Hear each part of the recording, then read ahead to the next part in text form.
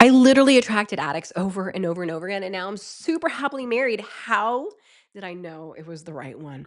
All right, here's the thing, guys. If you've had like relationships that have been crazy unhealthy, like totally not the ones you dreamed of, or maybe there was so much good, but also not so much good, and you really want that next relationship to be the relationship, well, I have got some information for you. How did I personally go from literally attracting the worst men for me, ones who were completely emotionally unavailable and not ready to commit to me, even though they were great and loving and affectionate and intelligent and kind and spiritual and all that good stuff, but not actually ready to commit to me and choose me and want me. How did I go from that to my amazing, stable husband? Here is the thing, guys. We don't attract what we want. We attract who we are. I just got to say that so powerfully again. We don't we don't attract into our life the men that we want.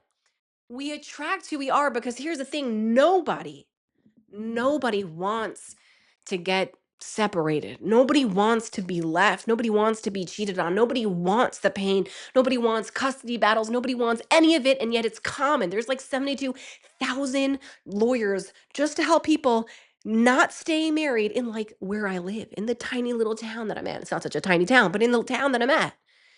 So if so many people are getting married and not staying married and it's not what they wanted, then how does it feel? And how do we attract all of this craziness into our life without knowing it?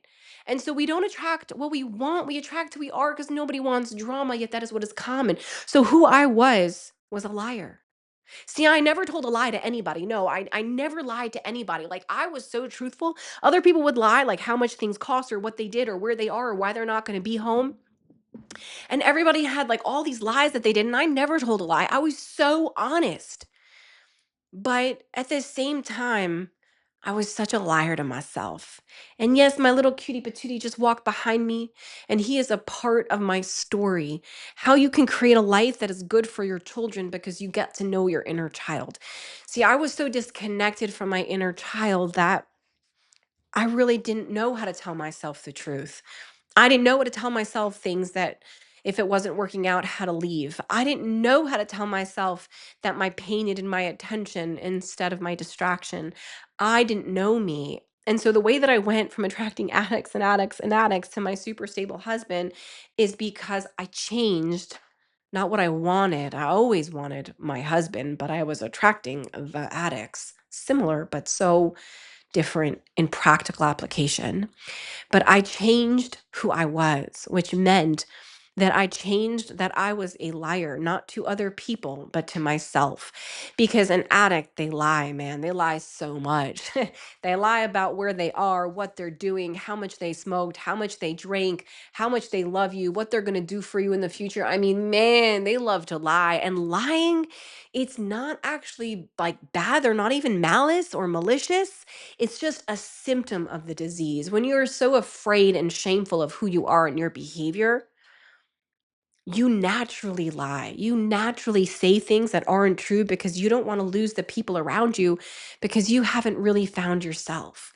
And so, as my little kid is here, he is praying now over the charity box. What are you praying for, Evan? You're praying for me? What are you praying for? Aw. My son behind me, who came into my room as I'm recording this video for you because I want you to have a healthy home for your healthy kids, just gave charity in the charity box and prayed. And he prayed for me and he prayed for our new home. And I'm sure he's going to pray for all of you guys. I did it for my kids. See, I was only able to stop attracting the men because I really didn't want anyone who was going to hurt me. And here's the thing about addicts, they feel so safe to the codependents, me, to the empaths, me, to the women like me. Because here's the thing, addicts don't want to hurt you, they just want to hurt themselves. I was so comfortable knowing that. I was like, he's never going to hurt me. He's just going to hurt himself. And unconsciously, that felt so safe.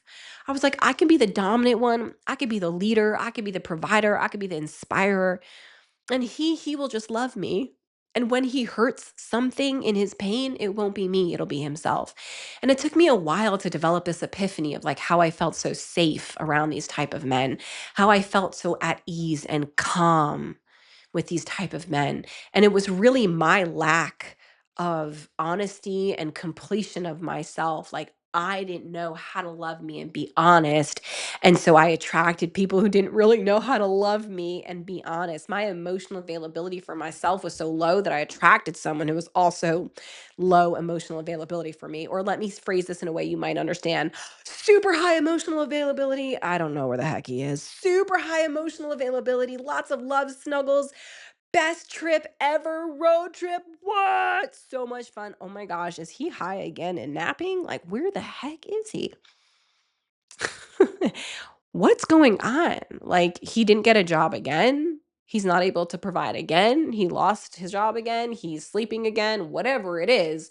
It's like the emotional availability isn't availability. It's like in spurts of like amazing connection, fun vibes. And I have no idea what's going to happen. I have no idea how this relationship, I don't know what's going to be. He said he wants me, but now he doesn't. He thinks it's going to work out, but now he's not sure. He was totally gun ho to get married, but now he's having reserve. Like so much drama, which is not emotional availability, it's emotional like fatality.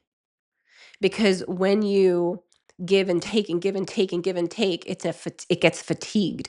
When a muscle is worked and then stopped and worked and stopped, it gets fatigued. So even though it feels great sometimes, it's not emotional availability, even though you feel that powerful connection and the snuggles and the road trip sometimes, it's actually emotional fatality. Because you can fight for love, but you're going to be fighting for a long time. You might be fighting for your whole life. You might be shoving down the resentments and the pain and the past so much that you tell yourself your relationship's great, but you never actually feel super proud of the man you're with. It's a trippy thing because we subtly lie to ourselves. I so subtly lie to myself very frequently. And so I attracted my amazing husband by getting honest with myself, by getting my pain clear, by understanding that I have a future that I want for my children and that this isn't it. And so I attracted my healthy husband by really being very feminine instead of masculine. See, I was really dominant. I like to love up on someone, but as long as I was in control, if you know what I'm saying. And I couldn't relax and allow someone to just be the main provider, to be the dominant one. Like that scared me because then they can leave me. Like if they don't need me, they can leave me. And that's what my unconscious brain taught me. Like if they don't need me, they can leave me. Therefore, I should attract someone who's less than me. So they're more likely to need me and be inspired by me. Therefore, they are more likely to stay. And I had this client and I was like, you don't need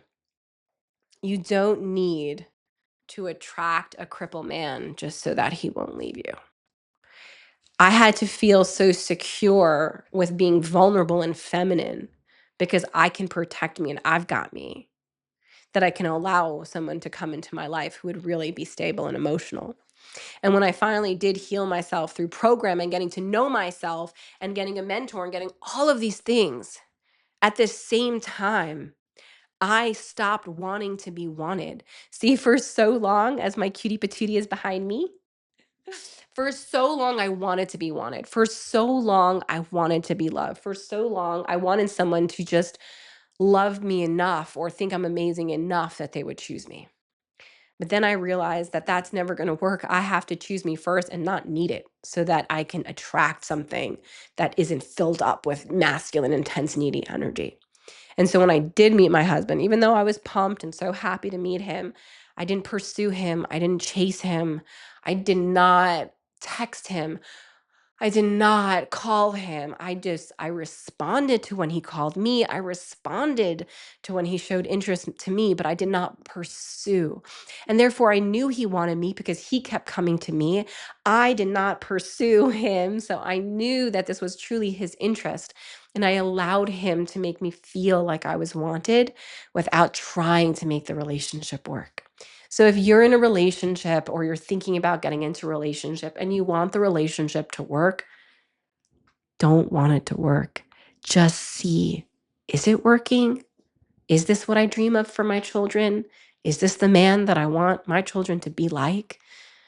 Because if you don't want your children to be just like him with all of his crap, get the bleep out. And it doesn't mean you don't love him. And it's not that you don't have the same birthdays. Your mom, your moms both had the same names and they both had the same birthdays. And your uncles also were born in the same town. And I get it. You have so much synchronicity with this man, you and every other person I've spoken to. Why God plays that game, I'm not sure.